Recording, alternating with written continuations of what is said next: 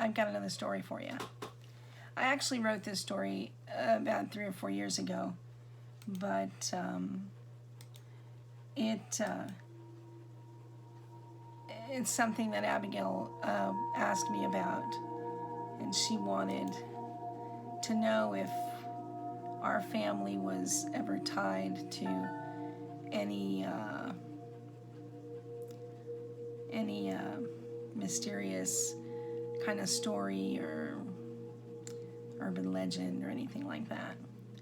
And not really, but there was one story that I remembered that I recounted to her, and this is that story. So it's a true story, and it's called The House on Santa Clara Street. And this is a house I grew up in, and it's the house where I live now. And of course it never has bothered me, even once I wrote the story, but it always bothered my mother. It was one of the main reasons why she wanted to move out of this house. And the funny thing about it is that after we had a new house built for her, she wanted back into the house on Santa Clara Street. So ain't mama happy, ain't nobody happy. But anyway, so this is the story. It's called The House on Santa Clara Street, and it's based on a true story. It was August 1966. My father's family owned and operated a cattle business in Hebronville, and they needed him back home to manage the books while his brother helped run the day-to-day operations of the ranch. Up till that moment, none of us knew what the front end of a cow looked like, except for my father. My mother, who'd lived most of her life in New York City, reluctantly followed my father to this parched expanse with 3 children in tow. It was a sad time for her. She couldn't fathom how she was going to live 2,000 miles away from her family, away from the comfort of familiar surroundings, and worse, away from any other Puerto Ricans. My mother was right about one thing, though. The moment she opened her mouth to speak, Hebronville natives knew she was not from around here. And since that first time, until the day the Lord took her home, everyone who'd ever had the great fortune of carrying on a conversation with her marveled at the sing-song rhythm of her New York-peppered Puerto Rican accent. After arriving in town, my folks rented an old 2-bedroom house down the street from school on Lucille. We'd only been there a few months when my father came home and informed my mother that he'd found a place he wanted to buy. When they arrived at the old stucco house on Santa Clara Street that would become my childhood home, they were met by the caretaker. Pleasantries were exchanged as they stepped inside. The first thing my mother noticed was how enormous it was. She took her time in the kitchen while the caretaker took my father into the main living area at the front of the house. When she realized they'd moved on without her, she hurried to catch up with them. Nothing would prepare her for what was about to happen, and it would be something she would never forget. When she pushed open the heavy double swing door that hung between the kitchen and dining room, she stopped abruptly. Frozen, she stared across the great room to the front picture window. She squeezed her eyes tightly, shook her head as if doing so would erase from her memory what she had just seen, or what she thought she'd seen. Slowly, she opened her eyes to see my father and the caretaker staring oddly at her.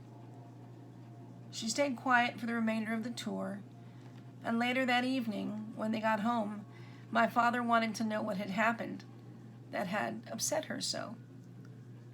Flustered and irritated, She told him she hated the house and she wanted to keep looking. The unfortunate truth, however, was that my father had already made an offer, and he was about to surprise her with not only that house, but the smaller one immediately west of it. She eventually gave in to my father, but it took her many years to share what she'd seen that day. My mother wasn't prone to visions, and she wasn't the kind of superstitious person who believed in ghosts or other supernatural phenomena.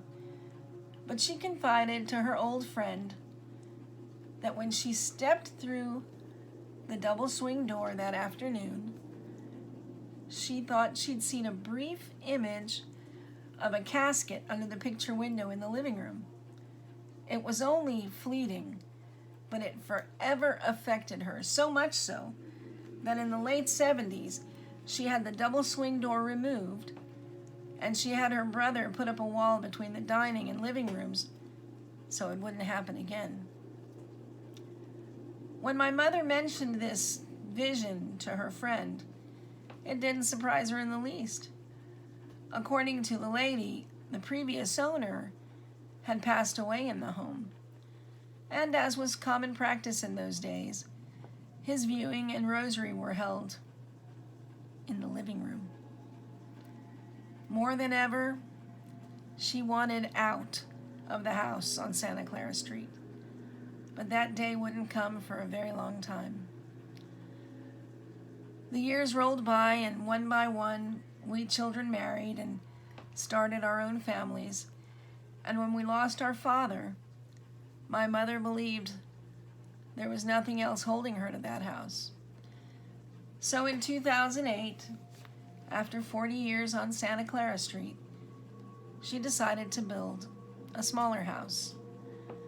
This new house had all the bells and whistles, and it was only 20 yards outside my kitchen door. But something was very wrong. This new house was too sterile. It didn't have that thing that old houses have. It didn't have the smells or the sounds she was used to. It didn't have the little creak in the floor in front of her bedroom door like the old one did.